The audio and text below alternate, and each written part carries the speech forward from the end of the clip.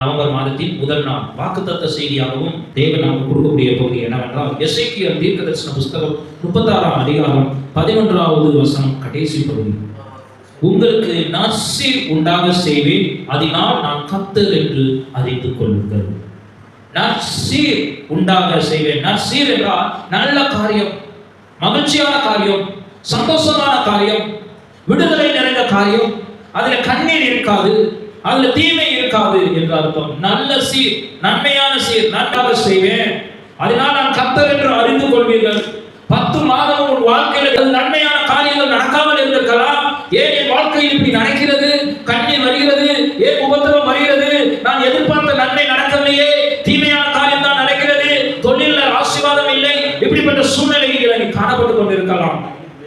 கைகளை நீ எதிர்பார்த்த அமௌண்ட் வருவதில்லை. சில பேர் சொல்றாங்க, கைக்கு வருதியா, ஆனா அந்த கையில அது தங்க மாட்டேங்குது, எப்படியோ போய்விடுது.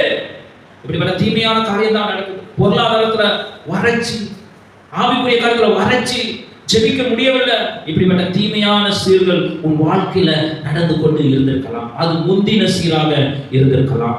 ஆனால் இப்போ நடக்கக்கூடிய சீர் என்னவென்றால், ஆண்டவராகிய இயேசு கிறிஸ்து உங்களுக்கு சொல்கிறார், உங்களுக்கு நற்சீர் உண்டாக செய்வேன். ஊழியத்துல உங்களுக்கு நற்சீர் உண்டாக செய்வேன். உன் குடும்பத்துல உங்களுக்கு நற்சீர் உண்டாக செய்வேன்.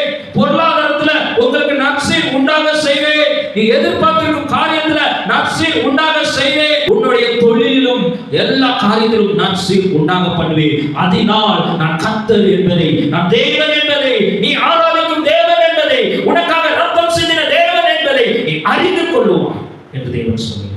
ஹல்லேலூயா. சோர்ந்து போகாதீங்க. என் வாழ்க்கையில நல்லது நடக்கல, நன்மையே நடக்கலையே, இந்த வருடம் முக்காவாசி கலந்துட்டோம், கண்ணீர் மட்டும்தான் வந்திருக்குது.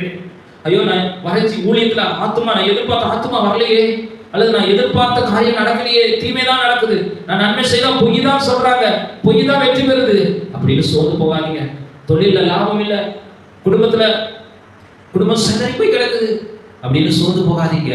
நற்சீர் உண்டாக செய்வேன், அதனால் நான் கர்த்தர் என்பதை நீங்கள் அறிந்து கொள்வீர்கள் என்று இயேசு உங்களுக்கு வாக்கு பண்ணுகிறார். இந்த வாக்கு பிடித்துட்டு எனக்கு செய்யப்பா, நீ வாக்கு பண்ணீங்கல்ல, வார்த்தையில உண்மை உள்ளவதானே, அந்த உண்மையில பிசு கூட தட்டாதுல, கரெக்டா ஒரு பிசு இல்லாமல் செய்கிற தேவன் தானே, நீ வாழ்க்கையில செய்ய இயேசுவே, செய்யுமாறு விட மாட்டேன்னு பிடிங்க, ஜெபத்துல வைங்க, செய்வான். நம்பிக்கையோடு அதை வந்து எங்க செய்தார் அப்படி இல்ல, செய்வான் என்று உறுதியாயிரு. நற்சீர் உண்டாகும், உன் குடும்பத்துல உண்டாகும், உன் பொருளாதாரத்துல உண்டாகும், உன் ஊழியத்துல உண்டாகும், நீ கையிடும் எல்லா காரியத்திலும் நற்சீர் உண்டாகும்படி செய்வார் இயேசு.